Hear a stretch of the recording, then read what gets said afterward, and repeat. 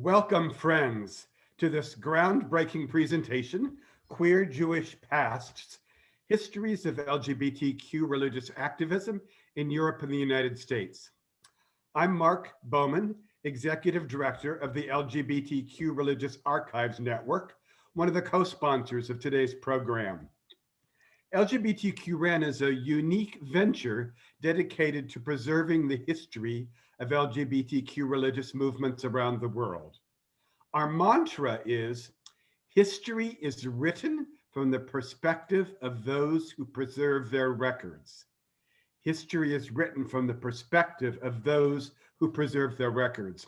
We believe that LGBTQ religious movements have had a major impact on social and religious institutions over the past several decades and continue to do so today. Therefore, it is crucial that our voices and stories are remembered and told in that history. LGBTQ-RAN is a digital enterprise. We are not a physical repository that stores papers. We advise and support leaders and groups in their efforts to preserve their records in appropriate archives. Secondly, we collect and provide a treasure of historical information on our website about LGBTQ plus persons and groups from a wide array of religious expressions around the world. And finally, we encourage research and scholarship in LGBTQ history and religion, which we are doing today. Today, we are pleased to present two gifted and accomplished scholars talking about their extensive research into queer Jewish history in Europe and the US. As you listen to the discussion, we are in a Zoom webinar format. You are encouraged to type in and send comments and questions through Zoom's chat function. You can direct any technical questions to Asadi Tiemba Ford, whose name will be LGBTQ-RAN, and she is the tech manager for this webinar. As time allows, the presenters will respond to your questions at the end.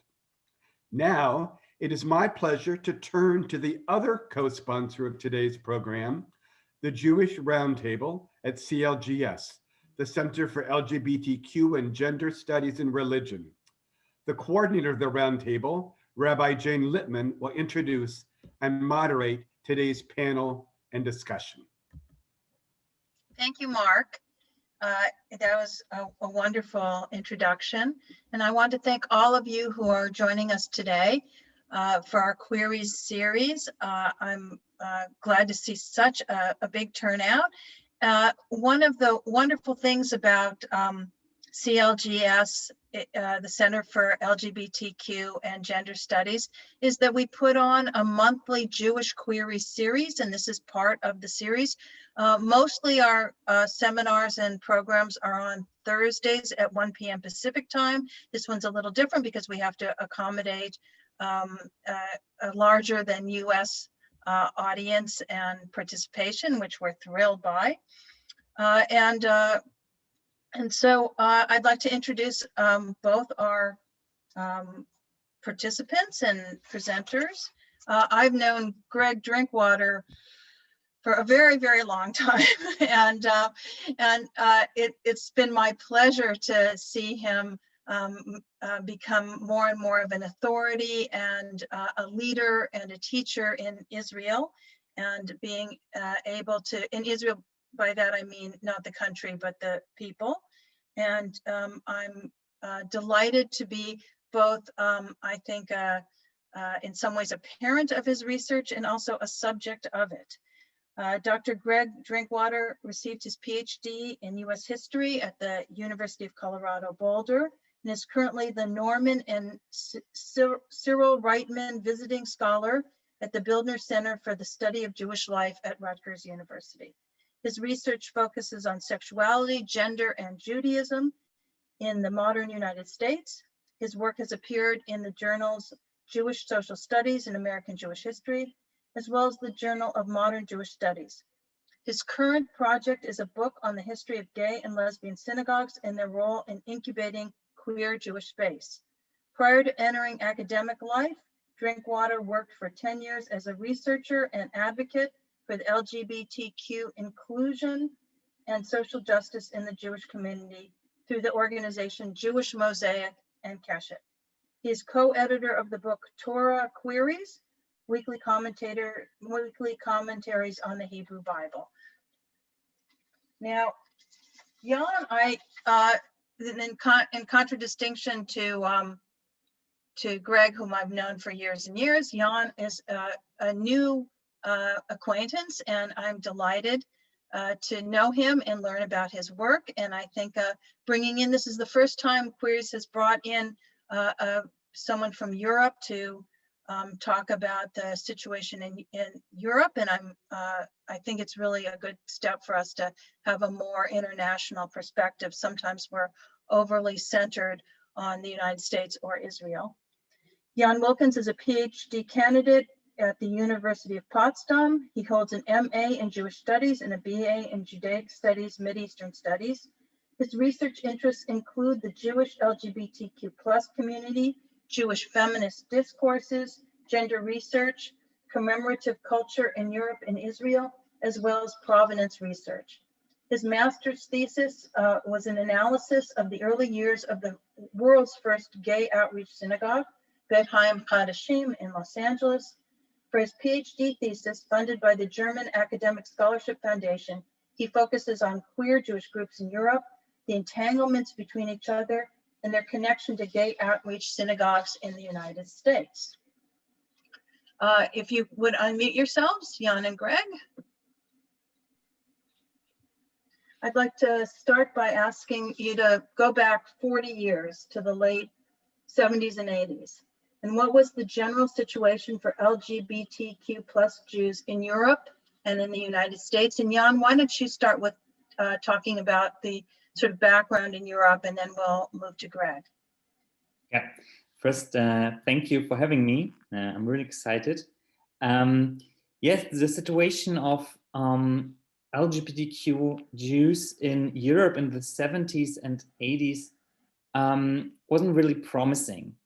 In the beginning of the 70s, no major denomination or congregation accepted queer Jews at all. In the 70s, first changes appeared in the US. Greg will talk about that later.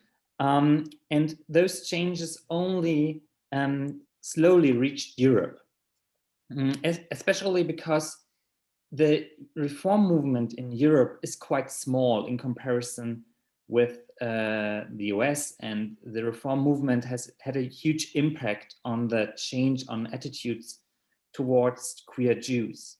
In my research, I'm analyzing 3 countries: France, United Kingdom, and the Netherlands, because in the 70s, 3 groups emerged in these countries. And when we look at these countries, we will see quite different situations.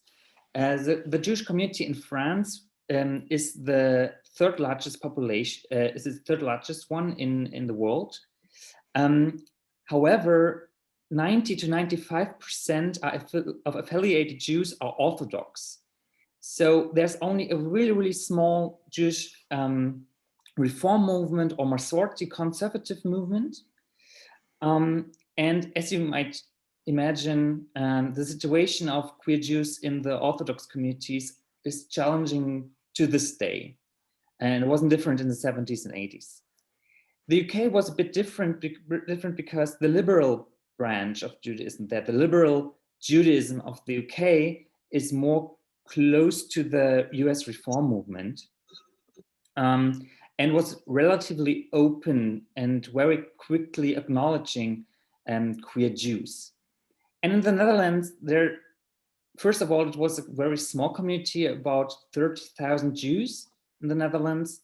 And the Orthodox movement was also very strong. Usually in the Netherlands, there are 2 branches, the Ashkenazi and the Sephardic Orthodox communities. So the situation wasn't that good. And another thing is, another important factor was the Holocaust. I mean, the Jewish population in Europe was diminished by by the Nazis. So also there aren't so many Jews living in Europe than before the Second World War. So switching over to the US, I'm actually going to back up the time frame, Jane, that you had suggested of the 70s and 80s and actually take us to the late 1960s. And the reason why I'm doing that is I think it highlights the sort of dramatic nature of the change around LGBTQ visibility in the Jewish world in the United States, which in contrast to what Jan was describing, happened a good 10, 20 plus years earlier than what happened in Europe. And we can talk about the reasons why in a moment. But in 1968, Rabbi Norman Lamm, one of the most well-known modern Orthodox figures in the United States, who eventually became the president of Yeshiva University and was very, very well known, published 2 essays in popular Jewish periodicals, basically lambasting Christian leaders of the late 1960s for beginning to make inroads for homosexuality, beginning to make inroads for gay and lesbian people within religious spaces. Norman Lamm found this very concerning and was not having any of it. The reason why I bring that up is that after he published those 2 essays in admittedly sort of insidery Jewish magazines, he received an outpouring of responses in some other insidery Jewish magazines. To be clear, this is all sort of an internal conversation among Jewish leaders. But what was interesting about the outpouring of responses is they all pretty much agreed with him. Reform, Reconstructionist, conservative, it didn't matter. They all agreed with him that basically making space for homosexuality, making space for gay and lesbian people within Judaism was a problem. The one sort of debatable point that they had was whether or not to advocate as Jewish leaders for the decriminalization of same-sex sexual acts under US law. Interestingly, they all actually agreed, Rabbi Norman Lamm included. The reason why I share this is that even in 1968 and going into 1969, on the sort of cusp of the Stonewall riots of June 1969, there was more or less a consensus among Jewish rabbinic leaders and Jewish communal leaders around homosexuality. And that was that there's really no place within Judaism for public and visible expressions of gay and lesbian identities. Now, that's not to say that there weren't people who disagreed with that, but I'm talking about the public face. This was sort of the consensus public discussion. So then you fast forward to 1970, which is actually when the very first attempt at a gay synagogue happened, the House of David and Jonathan, founded in Brooklyn by a conservative rabbi that lasted only 6 weeks. And then eventually in 1972, as already mentioned, the establishment of Beth Chaim Hadashim in Los Angeles, which still exists today and thus is the longest continually operating gay synagogue in the world. From that point forward, things began to shift rapidly, right? So 1968 to 1972 is but 4 years, right? So this Norman Lamm article, this expression of a possible Jewish consensus in opposition to making space for gay and lesbian people, by 1972 has opened up into not just the founding of a gay synagogue in Los Angeles, but an active debate and discussion about how to integrate that congregation into the Jewish communal world. And it was ultimately shepherded in to the Reform Movement's Union of American Hebrew Congregations as a member in good standing. Several other gay synagogues also became members of the Reform Movement. One became a member of the Reconstructionist movement, and many others remained unaffiliated. So I just kind of want to place that context because it's sort of striking how quickly that turnaround could happen. Of course, there was still a lot of work to be done. There was still a lot of homophobia. There was still a lot of exclusion. And the story continues as we move through the 70s and into the 80s, and we could go back to some of that. But I wanted to sort of note how quickly the American environment was able to shift in response to the changing visibility of queer people in American culture and American political space in the late 1960s and early 1970s. So Greg, you talked about the home of David and Jonathan, and that brings up to me sort of the, I speak not only as the object of research, but as someone who was actually there. And I know that many of the people who are attending the webinar were also sort of there in those early days. And it did seem to me that the movement was very male, gay male in its early days. And so I'd like to ask both you and Jan to speak about gender dynamics and how that started and how it evolved. Well, why don't I pop in on that, and then Jan, we'll switch over to you, because I think just directly, actually, even in response to the House of David and Jonathan. So, for example, this congregation named for two men and founded by Rabbi Herbert Katz, a man. I have no evidence that any women ever actually went. There's very little record of this congregation at all in the archival record, but what limited data I have suggests that it was all men. Likewise, with the other early gay synagogues, Beth Chaim Hadashim included, they weren't necessarily all men, but they were all majority men in their early years. Congregation Bet Simchat Torah in New York, Congregation Shar Zahav in San Francisco, the congregations in Miami, et cetera. They were all primarily men. And they varied. Some of them were 60-40 in favor of men, 80-20 in favor of men, 90. It varied from congregation to congregation. I think part of that is about the nature of gay community and gay visibility in American culture. So that in the late 60s and early 70s, as gay neighborhoods began to emerge in major cities such as New York, San Francisco, LA, et cetera, those gay enclaves were generally very male. Gay male visibility was what drove the capacity to form these communities, to form these neighborhoods. Just not to say that there weren't growing and powerful and vibrant lesbian spaces and bisexual spaces, but they were not nearly as visible in the public eye as gay male spaces were. So in many ways, gay neighborhoods, gay communities in those eras were just generally male space more than female space. I'm talking about geographic enclaves as opposed to community more broadly as communities of like-minded people who would join particular associations or engage in events or Jewish camps or queer camps and things like that. I'm talking about neighborhoods. They were just predominantly male. So I think these congregations sort of reflect that reality to a certain extent, but they also reflect the Jewish reality, right? Of that Judaism as a religion, prior to sort of necessary interventions by feminist Jews, still privileged men. Men were not just within Orthodoxy, right? So that men, the first female rabbis not ordained until the 1970s. So men are the visible face of Judaism. So many women, many lesbians felt doubly alienated from Judaism, not just as lesbians, not just as queer people, but as feminists, as women. Whereas many men felt more comfort and access to Judaism, more privilege and ownership over Judaism and ready to reclaim it. Yeah, the situation in Europe was quite the same, actually.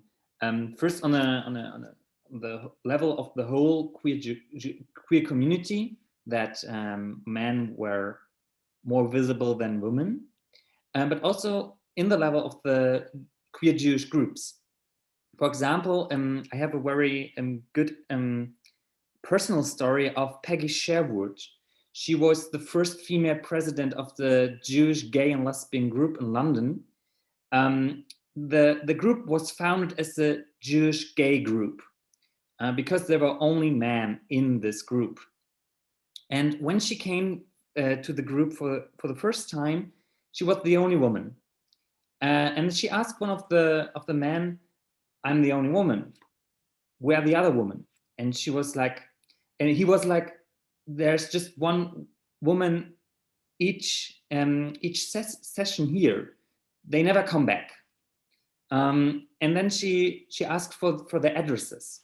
And then she called them and they came together to form an own lesbian group within this Jewish gay group, which was later renamed to Jewish Gay and Lesbian Group. And today it's called the Jewish LGBT plus group. So there's a change within, but it was very, very slowly and only with the effort of the female members to create their own spaces and to create visibility. And I would say likewise that, as the congregations and other non-synagogue based queer Jewish groups in the United States, as they grew and as they matured, most of them also went through concerted efforts to diversify their membership along lines of gender, and of course later along other lines as well. And many of those efforts were contested. There were moments of pushback, there were moments of conflict, sometimes quite heated. There were moments of, in the late 1970s and early 80s, at the synagogue in San Francisco, Congregation Sha'ar Zahav, mass resignations of feminists and women. And by the way, I say feminists and women because it wasn't just women who were feeling excluded. Some feminist allied men also felt that it was a problem, the way in which gender was being dealt with within the congregation. There was a great shouting match at Beth Chaim Hadashim in the mid-1970s, actually with Rabbi Erwin Herman, who I see that Dr. Joel Kushner has just lifted up in the comments, who went out of his way to bring Beth Chaim Hadashim into the Reform movement and is one of the great straight allies who shepherded a space for queer Judaism within American Judaism, giving a speech there where he was actually shouted down for being, it's sort of unclear, he made some sort of comment that upset someone. But these conflicts emerged repeatedly, and I know, Rabbi Jane, you and I have spoken about your own participation in some of those moments and your memories of some of the heated conflicts of the 70s and 80s over gender dynamics in these congregations. So, as we move forward, and I think this is a good way to do it, that we'll just ask the next question to who is ever on screen, and then we'll switch to the next person. So Greg, as we sort of move forward in the development of these congregations, the movement, I'd like to ask you about how the epidemic impacted the nascent gay Jewish movement. Yeah, so the AIDS crisis was an absolute trauma and catastrophe. I teach Jewish history and queer history, professionally at universities. And when I was teaching my queer history class this fall at the University of Colorado Boulder, we talked a bit about the AIDS crisis, and I realized that my students couldn't really connect or relate to the level of trauma, because when I told them the numbers of dead, they kind of honestly sounded small in comparison to where the COVID pandemic was at that point, right? We're now at 500,000 dead in the US, and we didn't reach 500,000 dead from AIDS for years and years and years and years. So, the numbers in many ways were quite a bit smaller. So my students, why is this such a big deal?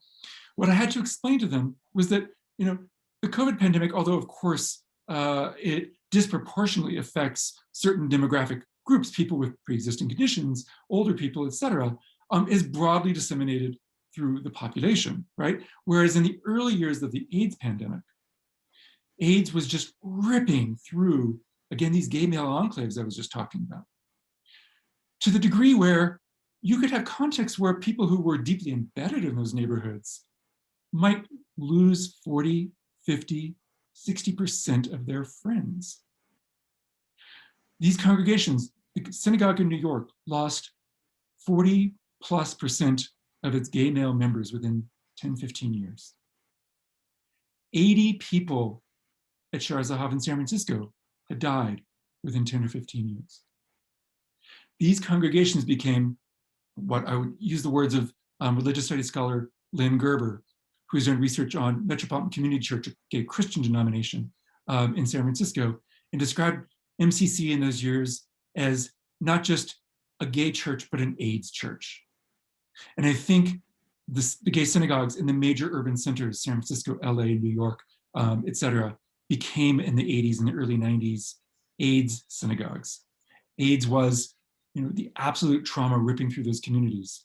I remember one thing that specifically stood out for me was a comment that Rabbi Yoel Kahn, the rabbi hired at Sha'ar Zahav in 1985, made during a sermon once, talking about the effect of AIDS on people, is that not just death, not just illness, not just the trauma of all that was going on in their communities, but fear of even starting new friendships, fear of even seeking out love, because everyone they knew, everyone they loved, everyone they cared for had died.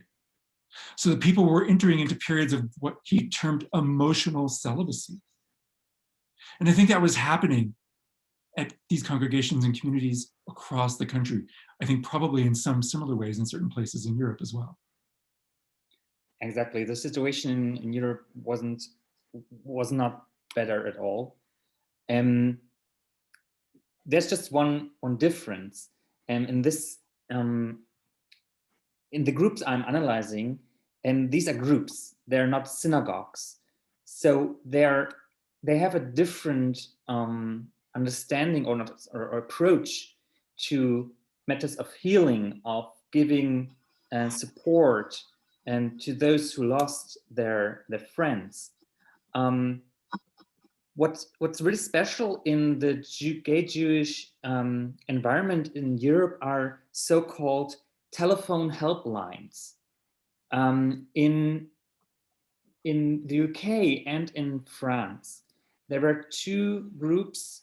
Not the one in the UK was not connected to the gay lesbian group, but the one in Paris was connected to Beit Chaverim, the group of the gay and queer Jews in France. And they offered something that people couldn't find in a synagogue. When they went to their traditional synagogue, nobody would talk about AIDS, HIV with them, because it was something, the gays. It's just a matter for the gays, not for our community or for our congregation. And the question of how to combine a Jewish life and questions of death, of healing, of losing a loved one, which is where you have so many rituals in Judaism. This was where they felt very disconnected because the congregation couldn't serve or couldn't get answers. So the Jewish groups made those phone lines where you could call mostly one day a week in the evening, and they would offer support. They would offer Jewish answers to this epidemic, something you couldn't find in the synagogue. And that was really important for those who lost their friends or just got infected by the disease and needed some guidance through this. And there was no rabbi. There was no rabbi in Europe to talk to and to talk about these issues. So these groups were very fundamental in giving Jewish answers to questions nobody ever asked in Europe before. And very importantly, when the World Congress of Gay and Lesbian Jews offered or organized the annual conferences. In these conferences on panels, those Jewish groups in Europe got inspiration about new forms of rituals or prayers connected to the AIDS HIV epidemic. And there was an immense exchange of ideas how to confront this epidemic from a Jewish perspective. So I just want to add one other thing to what Jan was just saying, since he brought up this question of prayer and healing. And I know, we're going to turn to probably liturgy a bit more in detail later, but one specific thing that emerged out of the AIDS crisis was these communities and these congregations were having to deal with AIDS largely on their own for the first 4 or 5 years at least. There was really no public response, visible public response from the organized Jewish community at all until fall 1985. And even then it was sort of incremental before it really began to build up in the later 80s and early 90s. So these congregations were largely sorting this out, figuring this out on their own. One thing they did was adapt new forms of liturgy or creatively rework liturgy. For example, one of the most well-known and beloved prayers in American Judaism today, particularly within Reform congregations, is the Mishiberach for healing.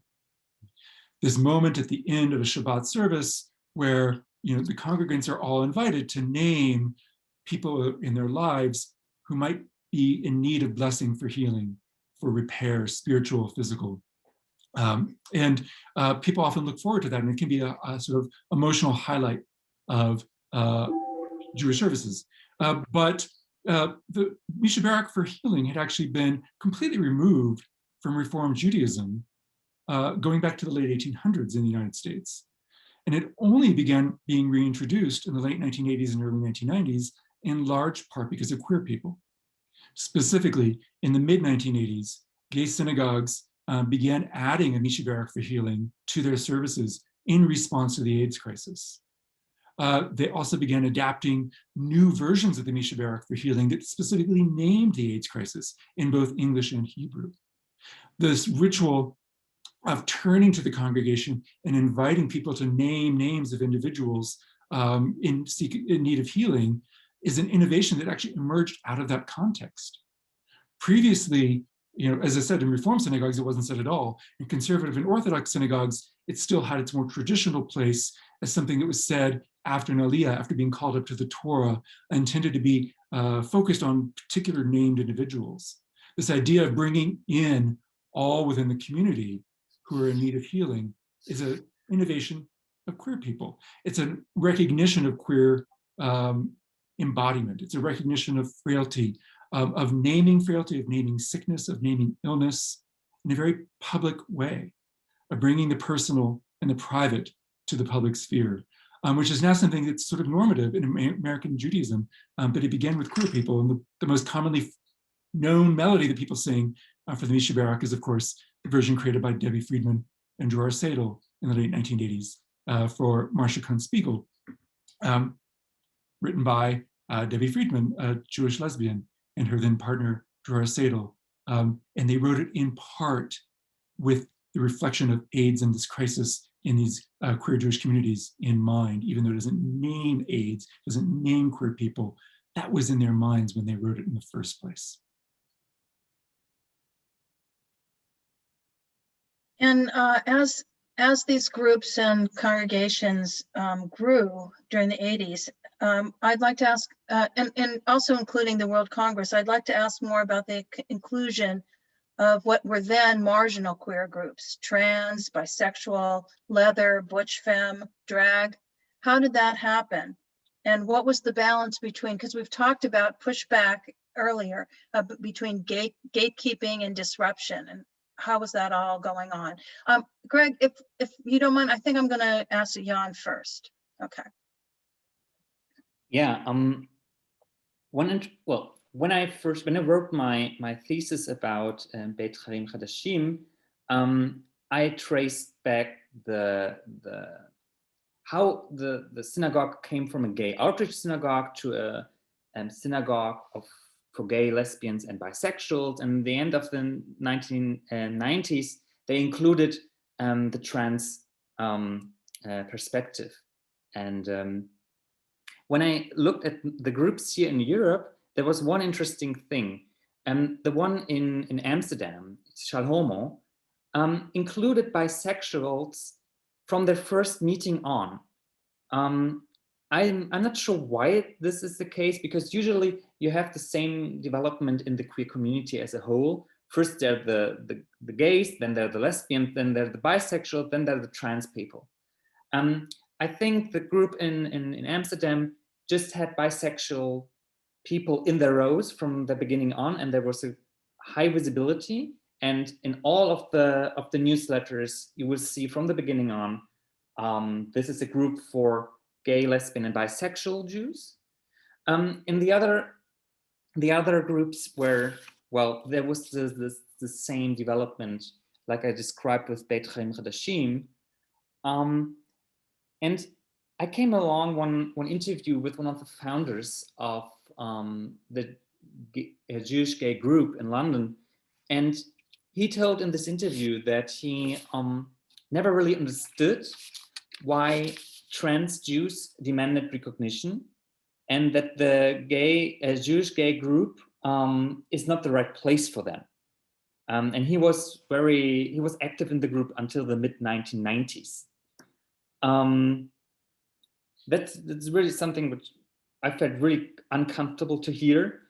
On the other hand, the group renamed itself in the beginning of the 2000s to the LGBT plus group. So something changed there, but I think this interview shows the attitude towards those marginalized groups within the margins, that there were so many discussions about who should be here, who should be with us.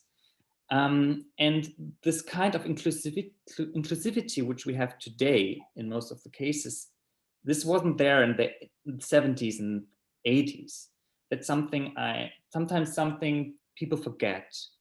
And that was also a struggle for bisexuals, for trans people to get the visibility within the community. And this is just the same in the Jewish groups.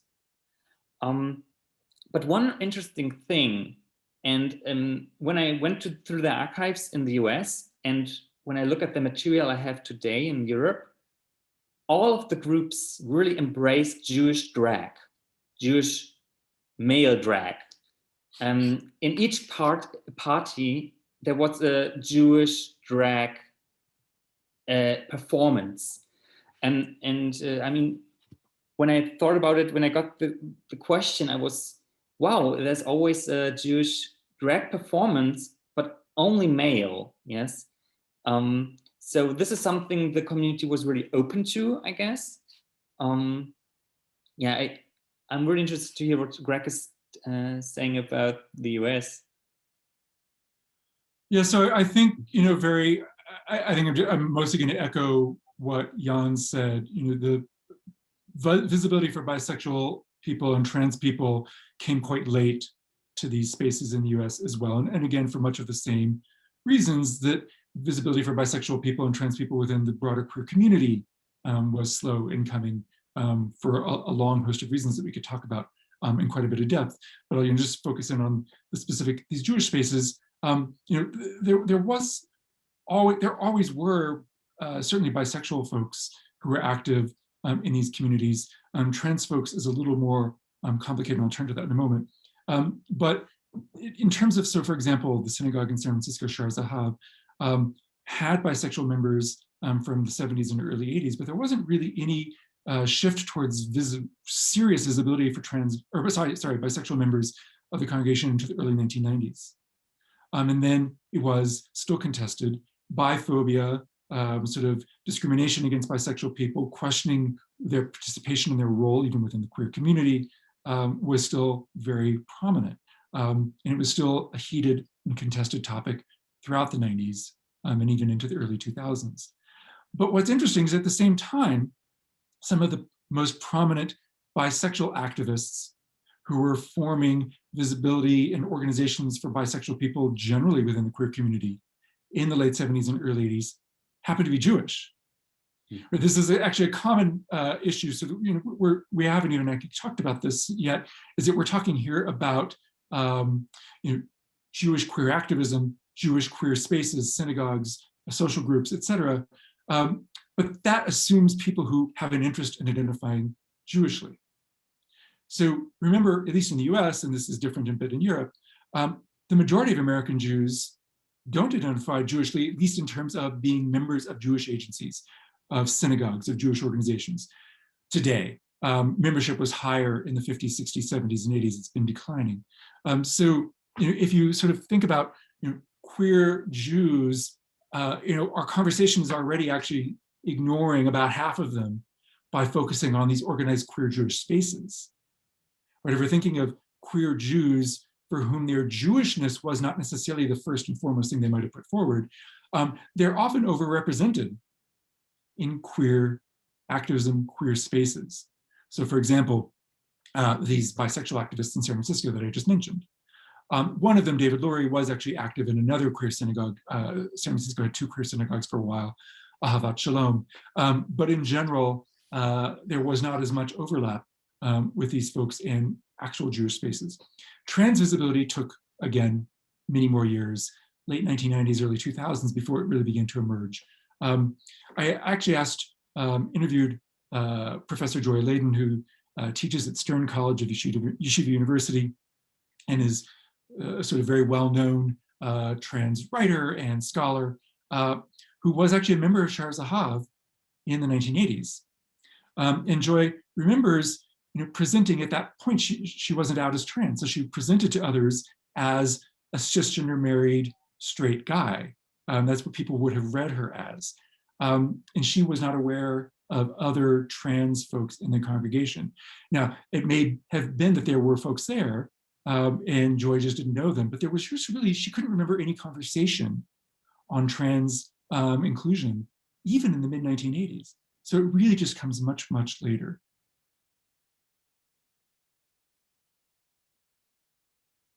I want to get to some of the questions of people in the audience. So I'm just going to ask one more question for the two of you, which is about the Gaby boom that I think is the next big development in Jewish groups, Jewish queer groups, and how the establishment of religious schools, youth groups, collage type groups developed both in Europe and the United States, and what it means for for those who are queer raised, and how are they part and not part of the queer Jewish community. Greg, why don't you take that, and then we'll go to Jan. Okay, yeah. So the shift towards families in these queer Jewish spaces, largely in the synagogues. So Jan's been largely talking about non-congregational spaces in Europe because there are very few queer congregational contexts there. I've been largely talking about synagogues. That's the primary focus of my research, but of course there were countless other queer Jewish social groups and political groups and activist groups, etc.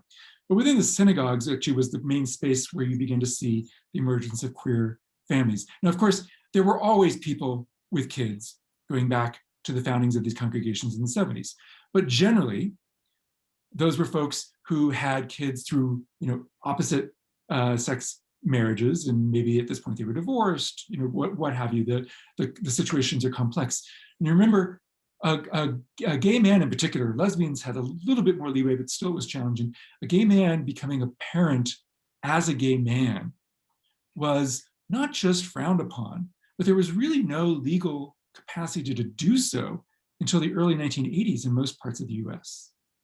So you really couldn't really even have that emerge as a possibility until building on the activism of many queer activists in the 70s and 80s made space for that. But as Rabbi Jane noted, many folks began to have children, particularly in the late 1980s and into the 1990s, and it shifted the nature of many of these spaces.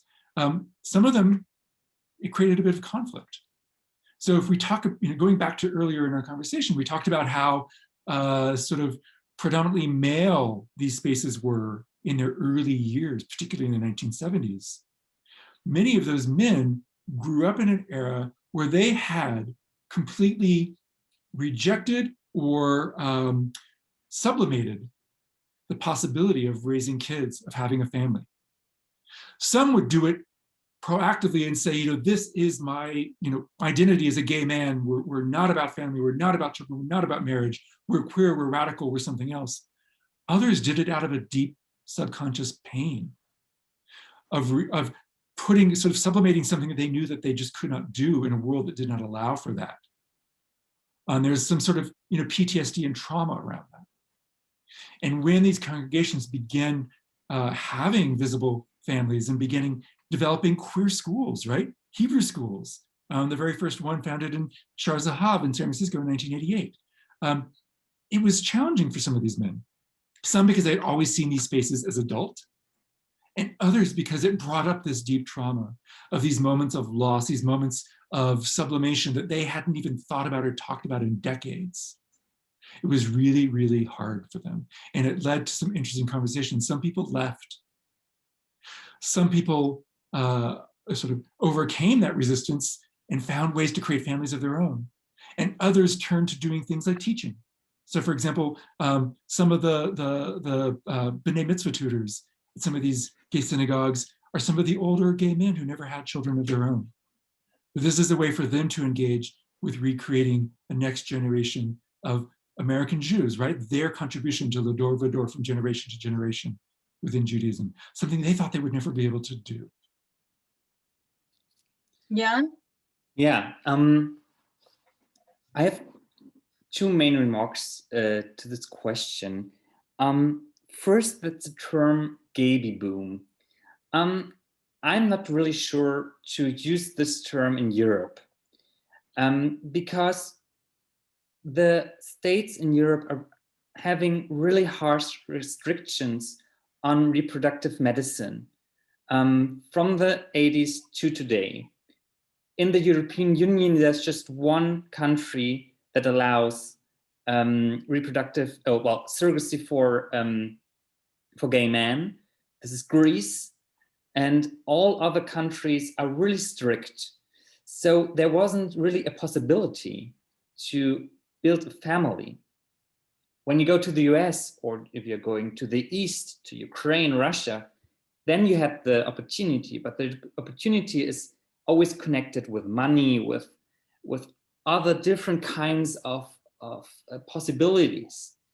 So I'm not sure if you can use, maybe we can debate about that, but I don't think the word baby boom is really possible to use in a European environment. The second thing is these groups I'm talking about aren't synagogues, and synagogues are traditionally a place for family, more or less. So, and also the gay synagogues in the US became more and more those spaces of family. And the groups I'm analyzing and I'm looking at, they didn't really got the issue, I would say, because there were social gatherings of adults who, some of them had children from their previous marriages, but the center of also Hebrew learning or religious schools, they couldn't offer that. And with one exception, and this is the one in Paris. The one in Paris got in a community center in 2008. So this group is more or less like something like synagogue with an own building where you have rooms where you can teach children Hebrew, where you can have ulpanim also for the adults, just without a rabbi and without a cantor.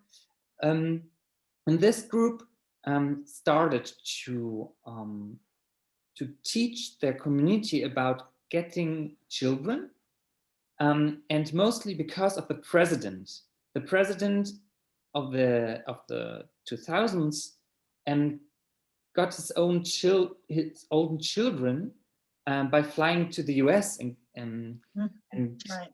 coming back to France. And then this issue came into consideration, and then the group thought about it, but the other groups didn't really engage in this topic. So Jan, in the US, it was mostly at first a lesbian phenomenon, or a lesbian bisexual phenomenon that, or you know what I'm going to call? I'm going to call it women's, that it was because for women, it did not require so much reproductive technology.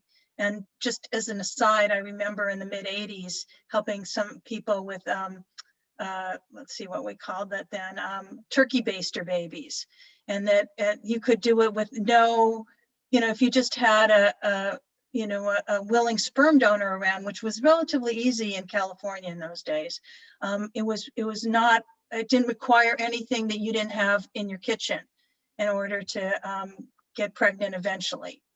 So, and that didn't happen in Europe? Well, I think it did. It did among lesbians, yes. But I mean, still today, when I'm speaking about the German perspective, it's always an issue of lesbian couples. If you are a gay male couple and you have so much difficulties, much more, and well, we talked about it. The lesbian invisibility in the groups was there, and so again, yeah, I think it's in Europe. It's mostly a phenomenon of lesbian couples. Yes. And in the US, and Greg could certainly speak to this better than I, there's also the phenomenon of gay men and lesbians working together to have more broadly based family units that raise children in a more somewhat collective way. And that also is, I mean, it's not all that common in the US either, frankly, but it's around. In Europe, no? No, it's around, yes, but I think most of the queer rainbow families are from lesbian couples. Okay. And I So think that's what Jan is addressing, just sort of this inability for people to come together necessarily in specifically queer Jewish spaces as families, so that there might be more queer Jewish families in Europe that are sort of fragmented and don't necessarily come together the way they do in congregations in the US. Exactly, yes.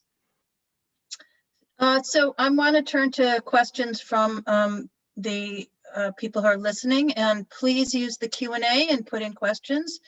Aaron has a question. He's talking particularly about the conservative movement in the US, and Jan, if you could sort of think to the equivalent in Europe, how did acceptance in the larger society accelerate the change within what I'm going to call these sort of middle of the road or moderate movements, as opposed to the more liberal movements? Yeah, so conservative Judaism, ultimately created space for queer people as well, and now ordains queer rabbis, but it was slower in coming, right? So that if the Reform movement has agreed to ordain openly gay and lesbian rabbis by 1990, although of course there were some who were ordained prior to that in a variety of ways, and the Reconstructionist movement also right around then is ordaining queer rabbis, and Rabbi Jane, you're one of the very first cohorts of queer rabbis ordained by the Reconstructionist movement. The conservative movement doesn't officially agree to do this until 2006, right?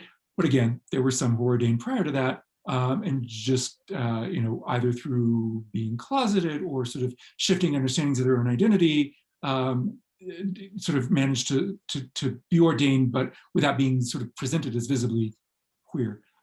So ultimately, I think this point about broader societal acceptance is the key here. The Reform movement, I think, was ready to be on the vanguard in some ways.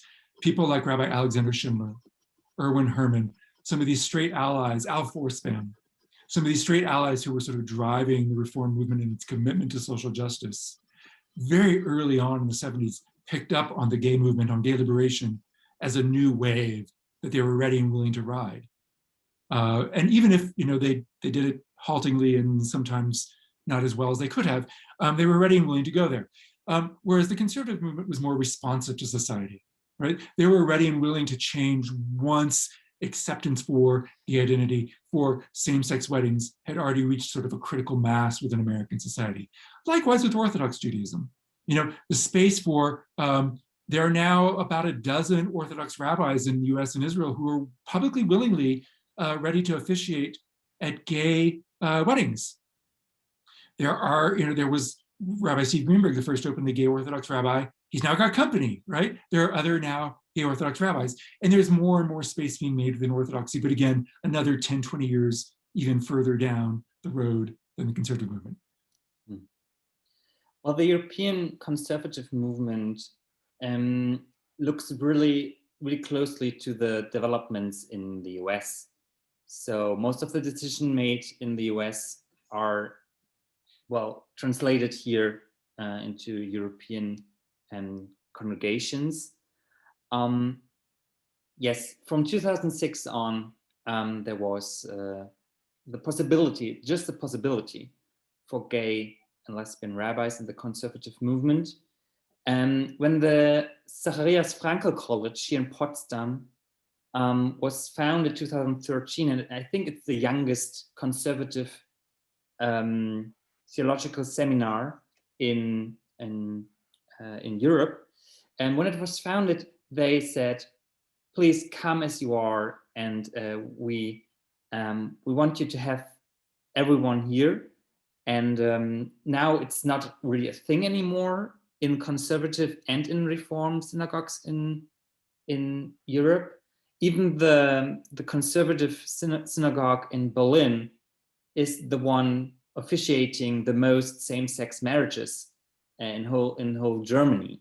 So there's a lot of change, but this change is relatively new to the changes in the reform movement.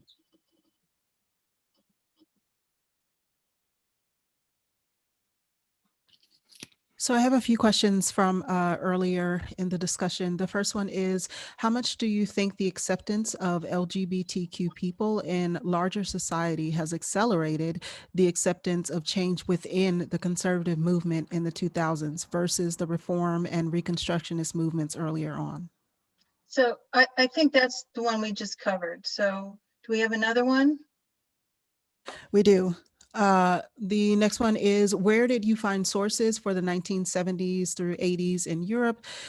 Did you need interviews to get feel for quality of fellowship? Were there any written records? Well, this is a very interesting question. And there are records in different archives in Europe. Only small collections, and something which would be really interesting for you to watch and to hear it is the project Rainbow Juice. And the project Rainbow Juice I think it was in 2012 to 2014, where a small group of volunteers interviewed British LGBT plus Jews. This is accessible from everywhere, and the archives that store material on Jewish LGBT life are scattered through whole Europe and partly in Israel. Greg? So the major Jewish archives in the US, the American Jewish Archives in Cincinnati and the Jewish Historical Society in New York, have begun ramping up their collecting on LGBT issues and queer Judaism. But for many years, of course, that was not a collecting priority. And in fact, there were many times where things would either records wouldn't be kept, or if records were kept, they were destroyed, not necessarily by the archives, but by the Jewish agencies themselves. I found cases where the records just aren't there because clearly someone thought, oh, queer, we don't want to keep that, or we don't at least want it to be in a public-facing archival material. But certainly, Dr. Gary Zola at the American Jewish Archives and the leadership of the American Jewish Historical Society in New York have definitely stepped up their collecting, as have some of the other smaller Jewish archives. But there's also this fragmentation of that there are large queer archives in the US. The one archive in Los Angeles at USC, the LGBT Historical Society in New York, the Lesbian Herstory Archives in Brooklyn. These are places where I also went and found quite a range, but they tend not to be as focused on gathering queer Jewish religious materials as opposed to sort of more general queer Jewish activism. And I want to just, by the way, very quickly give a shout out to two people who I know are participants. Deb Kolodny, who was one of the early visible bisexual Jewish activists, and we talked about that a little bit before, who has joined the chat, as well as Bonnie Morris, who, when I was talking about the creation of Jewish lesbian spaces, often outside of these more visible contexts of gay neighborhoods, Bonnie Morris was one of the people sort of driving that in Jewish women's music festivals and other contexts in the 80s and 90s. So just shout out to them. And certainly there are others who I'm not making a shout out, so apologies for other folks who I didn't notice here in the chat. As long as we're doing shout outs, I'd just like to say that CLGS, the Jewish Roundtable, we have a record of videos of all of our previous query series streaming. And one is Daniel Atwood, who was the first openly queer man ordained as a Orthodox rabbi. And that's a really great interview. And also one on reproductive technology for gay men in Israel and how that is working and the laws and changes that are going on with that. I'd also like to give a small pitch for my upcoming anthology Transkite, with which I'm co-editing with Reverend Jacob Hiroshah. about trans Jews and the history of trans Jews, and it's the proceedings of a conference by the same name at the Pacific School of Religion, and includes essays by about 25 trans Jewish activists and allies. So that'll be coming out later this year. And we have some more questions. Asadi, could you help with that? Sure thing. Next question that I have is on the topic of U.S. Jews who don't necessarily identify strongly, i.e. or strongly aren't necessarily affiliated with being overrepresented in the queer activism and writing. Is there much thought about why that is, especially historically, at a time when Jewish life wasn't especially queer friendly? Yeah, I think it's sort of there. It's hard for me to really answer that because I think it so comes down to specific personal biographies. And just so many people who their own situation might vary, and so I think there's no one size fits all. But American Jews in general are overrepresented in left activist communities, not just queer. I think there is something about the rise in particular in the early and mid 20th century of the Yiddish press and the Jewish press, which was often peopled by and populated by radicals from Eastern Europe. And so although that was a very insidery baseball kind of conversation of radicals talking to themselves in terms of actual meetings, those newspapers had a pretty wide readership, a pretty wide audience. So even if you didn't necessarily identify as a radical yourself, you might see these newspapers and just sort of imbibe sort of a more leftist political vision from being part of that method of disseminating news. But there's also the lifting up of the Jewish prophetic tradition within the Reform movement, which is a very specific and conscious decision by Al Forsman and Maurice Eisendrath and others in the 1960s. And it's not entirely clear to me that had they not done that, would it have been so prominent within the Reform movement? I mean, we often kind of just assume that these things just happen because that is what Judaism says. But there are actual contextual moments. There are contingent moments when specific people made specific decisions to do that and to lift up social justice activism as a core way of understanding Jewishness within the Reform movement. And had they not done that, if Al Forsman, Maurice Eisendrath, and others had not done that, Rabbi Lippman, maybe things would have been otherwise. The Jewish renewal community, likewise, really sort of zeroed in on that with Arthur Waskow and other activists early on. But other personalities might have made different choices. Jan, we have a question specific to you about Rabbi Lionel Blue. Mm-hmm.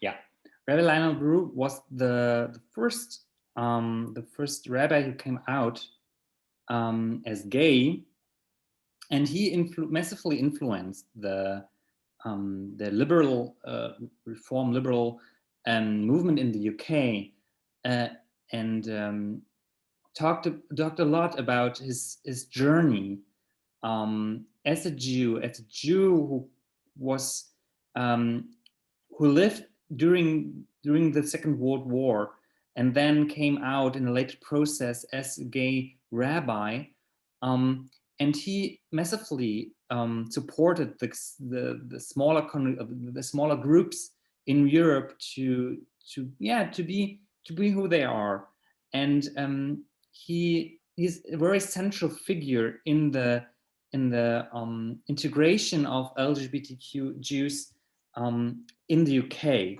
I'm not really sure if he is so popular in the other European countries. I heard about him a lot, but I'm not sure if his impact was like also in France or in the Netherlands, and so massively then in the UK. But he's a very inspirational figure, and he wrote a lot of books about his journey, first as a more or less as a victim also of the Second World War, and his uprising in the upliving in the Jewish community in London. So these are very interesting testimonies of a long time, of a journey. Yeah, but he wasn't ordained when he wasn't out when he was ordained, and he just came out later. Also, this is also something which is really common for gay rabbis.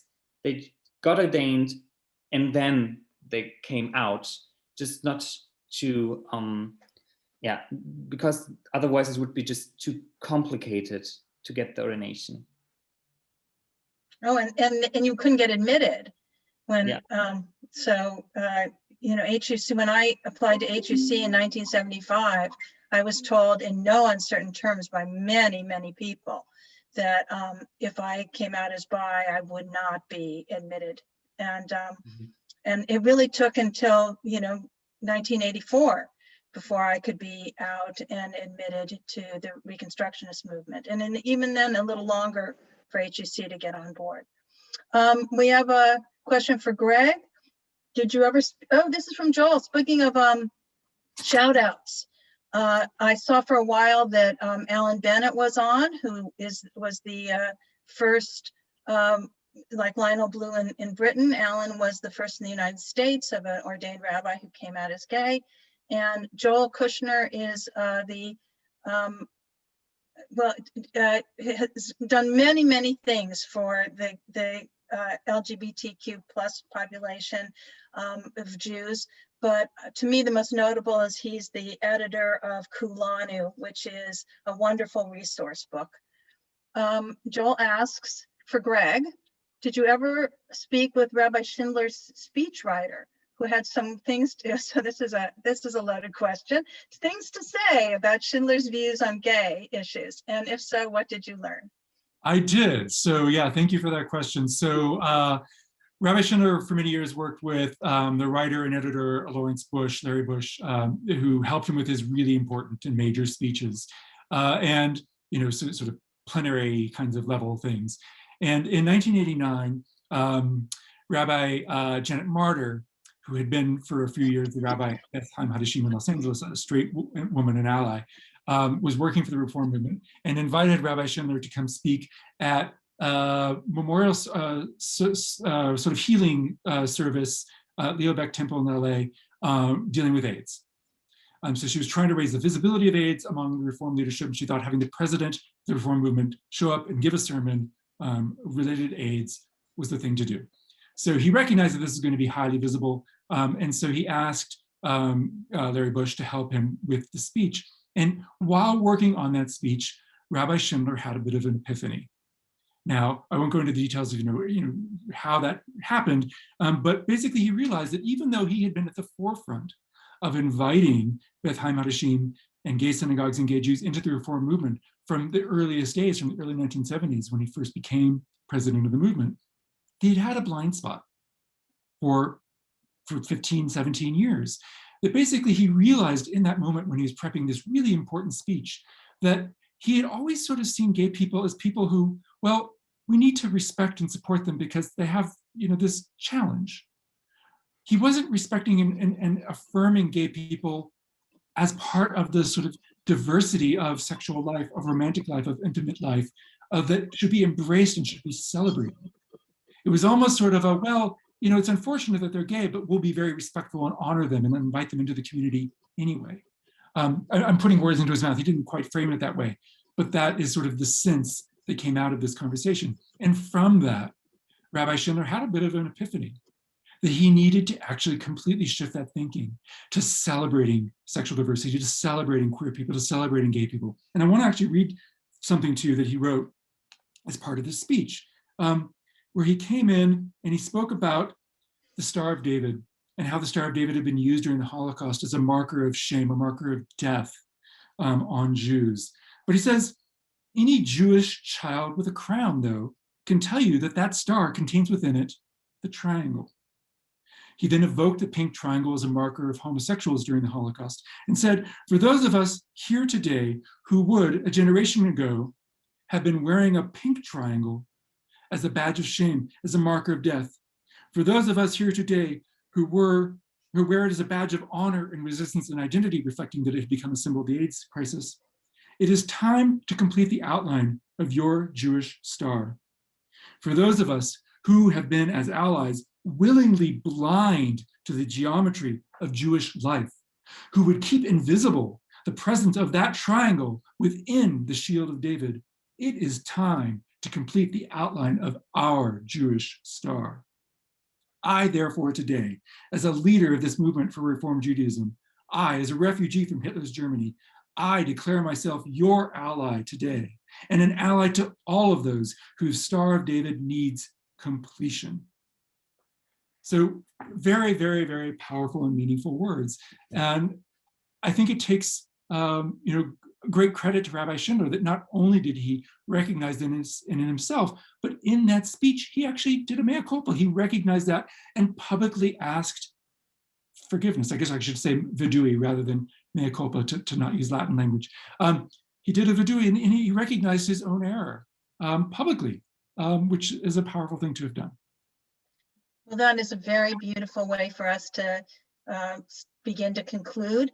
Before we just ask you one final question each, I would like to make a pitch for our next program, which is on Thursday, March 11th at 1 p.m. Pacific time.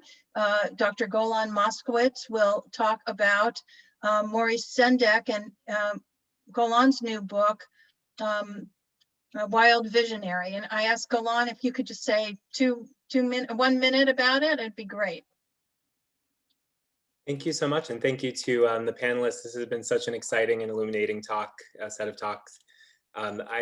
I'm really happy to be joining you next time, and my book that I've just released in December looks at the late Jewish American picture book artist Maurice Sendak, great, there's a copy, and explores his life and work through queer and Jewish lenses, looking at Sendak's experience as a son of Holocaust survivors, or secondhand Holocaust survivors, and exploring his position as a son of Yiddish-speaking immigrants, looking at queerness, otherness, and their intersections in his life and work, the creator of Where the Wild Things Are, In the Night Kitchen, Really Rosie, and other important works of the 20th century, and looking at his impact in the category of childhood as it continues to be explored today. So really excited to be talking with you next time. Thank you. So I have one question for each of you, Greg and Jan. Jan, what's next? What are you going to work on next? Well, I will work on, more specifically on the groups I just talked about.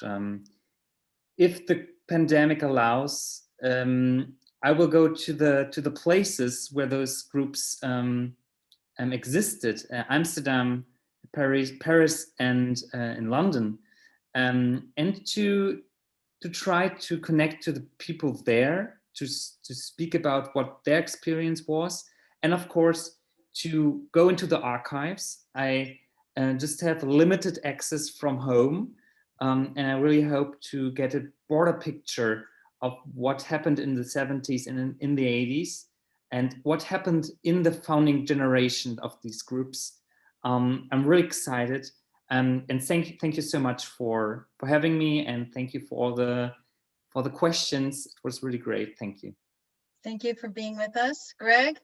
Yes, so Final words. Thank you for having me as well. This has been a joy, and thank you, Jan, for engaging in the conversation. And Golan, I look forward to seeing your presentation as well. So 2 projects. One is looking closely at the use of the language and metaphor of the Holocaust by AIDS activists in the 1980s and 90s, particularly Larry Kramer, who used it quite extensively, and particularly he relied on the work of Hannah Arendt, the great Jewish philosopher and writer on the Holocaust, in understanding how he compared AIDS and the Holocaust as 2 sort of somewhat similar genocides. But my other project is working on the history of queer Jews and the relationship to Israel and Zionism from the 1950s forward. So that topic has got a lot of play recently with debates over the idea of pinkwashing and the suggestion that the Israeli government strategically uses developments on gay civil rights in Israel as a way to deflect attention of Palestinian civil rights, but really the prehistory of the engagement between queer Jews, Israel, and Zionism is something that has not really been dealt with. So I want to try to unpack that, going back at least until the 50s, early 1960s. Well, thank you. So toda rabah to Mark and to Asati, to Jan, to Greg, to Golan, and to all of you for being with us. It was really a wonderful get together. And I hope I'll see many of you again soon.